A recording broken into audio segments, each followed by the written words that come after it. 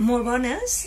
Avui us volia presentar de com fer un sabó artesanal i sòlid a casa, amb ingredients que podeu tenir per casa o que són fàcils de comprar.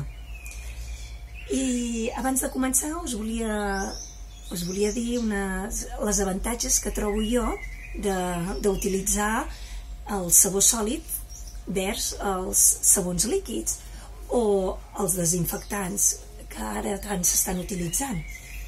El sabó sòlid està fet amb una base olis naturals i sosa càustica i aigua. Llavors, el sabó sòlid el que fa és que tu t'ensabones les mans i te les neteges i aquest sabó arrossega tota la brutícia que puguis tenir a les mans, tot el greix, tots els microorganismes, els llevats, els virus, els fongs, tot plegant, no? I et deixa una pell amb un pH un pèl alcalí. Llavors, quan tu ja te les has netejat, la teva pell es torna a acidificar, perquè la tenim tots una mica àcida, i llavors ja es tornen a incorporar una altra vegada els microorganismes que ja de per si tenim a la nostra pell, que és la flora que tenim a la nostra pell i que ens protegeixen davant de les inclemències, davant de patògens i d'altres microorganismes que no desitjables. Llavors aquestes són els avantatges que li veig en el sabó sòlid, a part de que és més natural, no genera residus vers el sabó líquid, que normalment va en un envàs de plàstic, i el sabó líquid normalment està fet amb detergents, no està fet amb aquesta base, no és tan natural, no està fet amb aquesta base, està fet amb detergents o amb tensioactius, i no tenen aquesta part d'alcalina. Llavors també el que passa és que estan fets amb aigua i perquè no hi hagi proliferació hi posen conservants per matar tots els microorganismes i que no hi puguin viure. Llavors quan tu neteges també mates els microorganismes que tens a la teva pell, sí?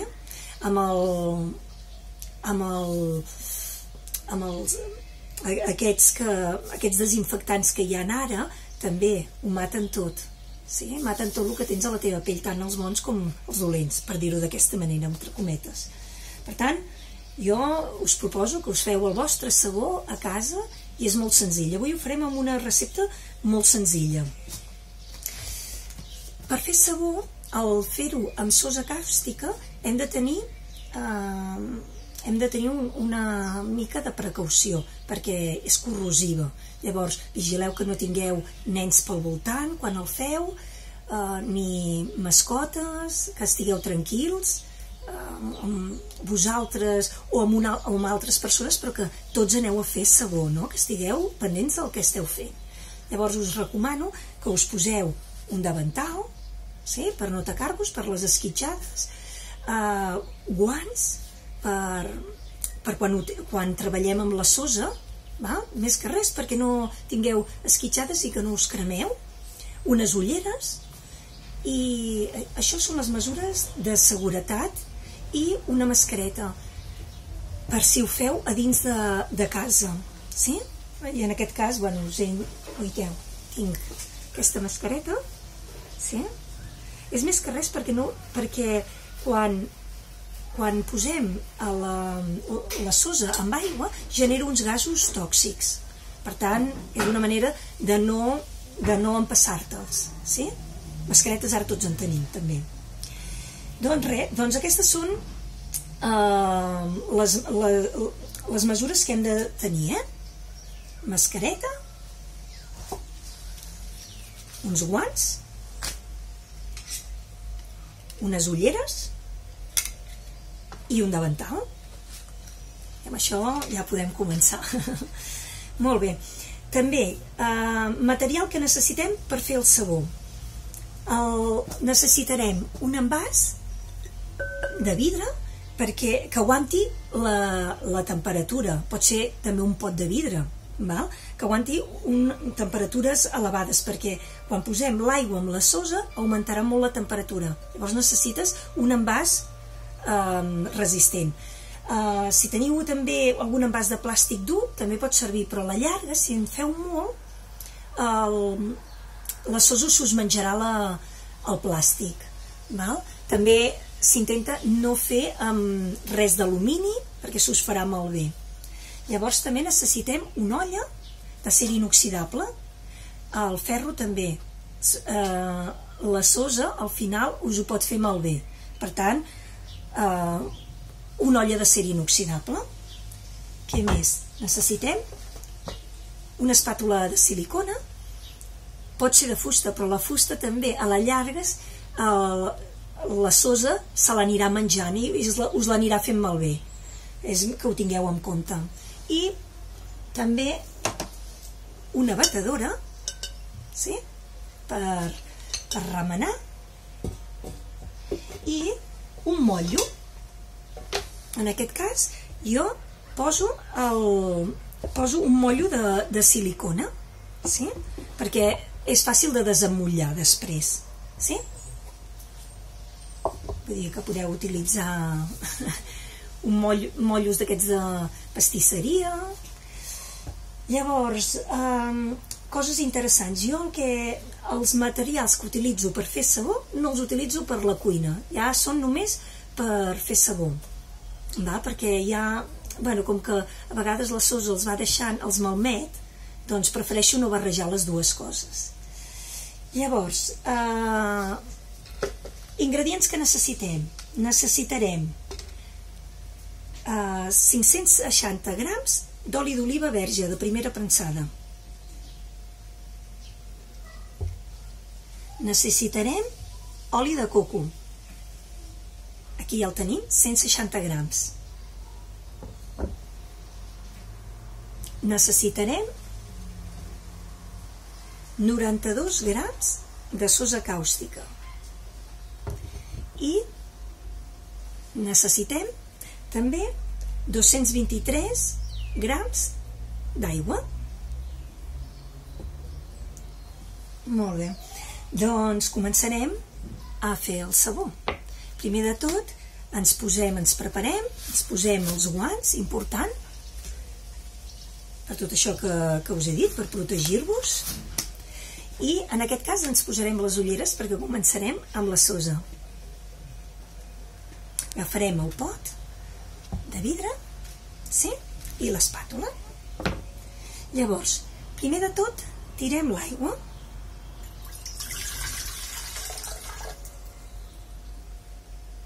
Els 223.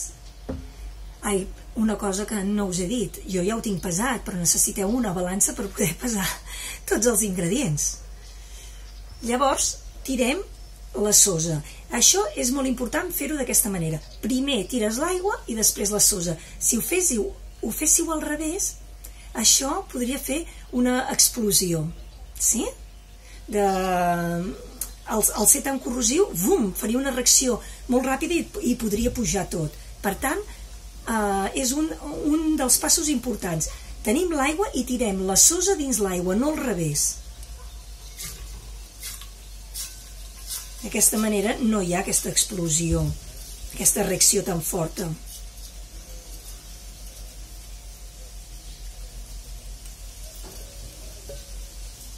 Molt bé. I comencem a remenar. Aquesta part és molt important. Es genera una reacció que crea uns fums, uns gasos tòxics. Per tant, això s'ha de fer o bé a l'aire lliure, perquè d'aquesta manera, mira, ara ja començo a sentir els gasos. D'aquesta manera no us en passareu els gasos, sí? O bé, si no teniu un espai per fer-ho a fora, ho feu a dins de la cuina, a sota la campana extractora. Ho remeneu i quan veieu que ja està una mica dissolt, marxeu de la cuina uns 5 minuts, sí? Perquè perquè no hàgiu d'aspirar aquests gasos. Quan feu aquesta barreja, veureu que l'aigua augmenta a unes temperatures que arriba fins a 70 graus. Mira, jo ho deixo aquí. Ara em trec les ulleres. Ho deixem aquí, que es vagi refredant, sí? Ha quedat totalment dissolt i, de moment, va fent els fums, va traient els fums. Des d'aquí, com que estem a l'aire lliure, no m'arriben. Però això és important tenir-ho en compte. Si ho feu a dins de la cuina, sota la campana extractora, i marxeu uns 5 minuts perquè no us afecti. Sí? Molt bé, doncs ara tenim l'olla. Sí? A dins de l'olla hi tirem l'oli d'oliva.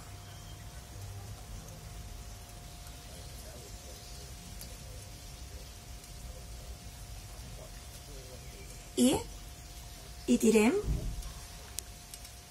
l'oli de coco. Bueno, la grassa de coco.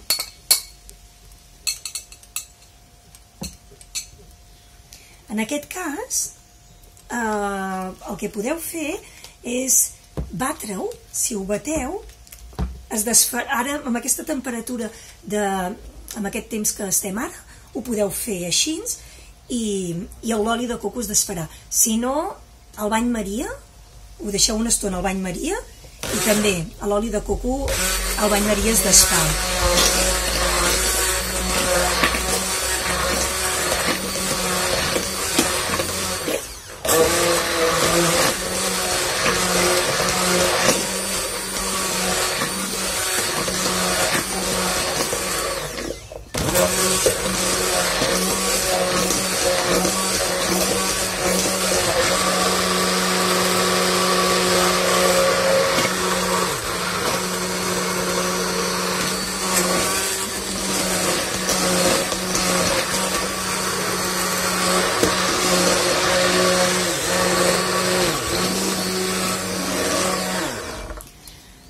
Doncs mireu, ja està desfet. Més que res és per la temperatura, perquè ara no fa pas fred. A l'hivern sí que necessitareu posar una mica al foc. És això, només. Bé, doncs ara que ja tenim l'oli, els 2 olis ja desfets, és el moment de tirar la sosa càustica amb l'aigua. Mireu, ja està totalment transparent. Sí? Doncs ho tirarem i ho anirem barrejant. Aquí què passarà? Mentre ho barregeu, us n'adonareu que es fa la barreja i queda bastant líquid. Llavors ho anem barrejant sense parar fins que arriba un moment que notareu que té forma de maionesa, que ja està agafant la forma d'aquesta de maionesa. Aquest és el moment que el sabó ja està fet, sí? I ja podeu parar de batre. I serà el moment que també li podem tirar en el sabó altres ingredients que ens vinguin de gust per poder enriquir el nostre sabó. Per exemple, podríeu tirar olis essencials, oli essencial de lavanda, 20 mil·lilitres per la quantitat que us he donat, que us sortirà un quilo de sabó.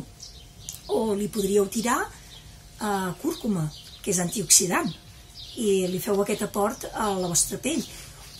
I a sobre quedarà de color així taronja. O li podríeu tirar canyella, una culleradeta de canyella, que la canyella va bé perquè dona escalfor interna. O, per exemple, espirulina o clorela en pols, que llavors us quedarà un sabó de color verd. També queden uns verds molt bonics. I, a part, li fas un aport de minerals en el sabó i llavors la teva pell s'enriqueix d'això. Nosaltres utilitzarem cúrcuma aquesta vegada, sí?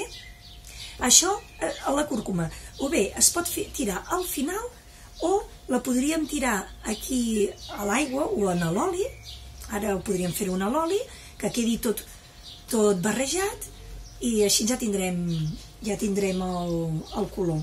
Nosaltres ho farem al final, val? Doncs bé, anem a tirar la sosa.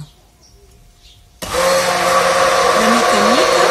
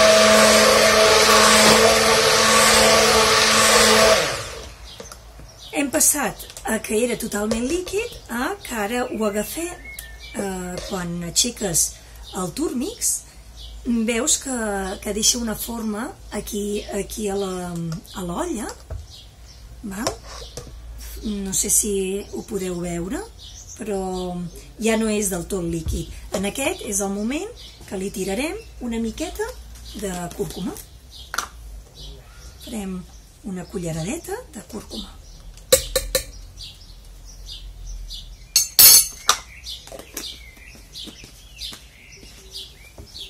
I ho tornem a remenar perquè es barregi.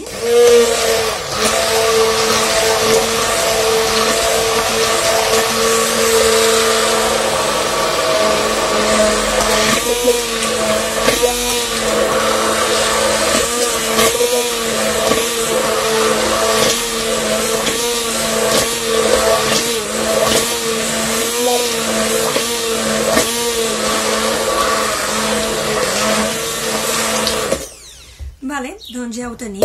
Ara ha passat de ser groc, com era, no sé si es pot veure bé, però ha passat a ser taronja. És que era un color molt bonic, a part de que tindrem totes les propietats de la cúrcuma, que és el que us he dit, que és antioxidant i li donarà un aport a la nostra pell. I ara és el moment que ho tirem en el motllo. Un color molt xulo, ens ha quedat. Un taronja preciós. Aprofitem-la amb l'espàtula i acabem de tirar tot el sabó.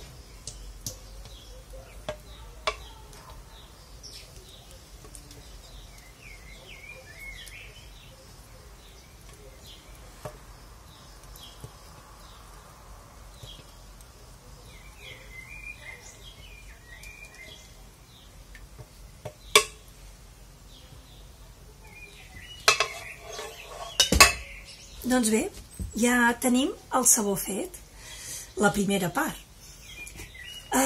Aquest sabó ara s'ha d'endurir, ara encara és molt líquid. Llavors, heu de pensar que ara li posarem un cartró a sobre i el taparem amb una manta i el tindrem 24 hores en un lloc que no sigui gaire fred. Jo els poso a sobre la nevera, tinc un espai i els poso allà, a sobre la nevera. I passat aquestes 24 hores els podeu desemmollar i llavors els hem de deixar 4 setmanes que vagi fent el seu procés, perquè el procés de saponificació és a dir que l'aigua amb la sosa i els olis reaccionen entre ells i han d'acabar de reaccionar, i perquè tota la sosa quedi ben reaccionada amb l'oli necessitem passar això 4 setmanes, sí? I passat aquestes 4 setmanes podreu desemmollar el vostre el podreu utilitzar el vostre sabó. És molt important això, 4 setmanes. I això ho podeu deixar sobre la nevera en un lloc que sigui ventilat i que no passi massa fred, sí? I ja està. Espero que us hagi agradat, que ho disfruteu molt i ja veureu que aquests sabons no tenen color amb els del supermercat. Que ho disfruteu molt.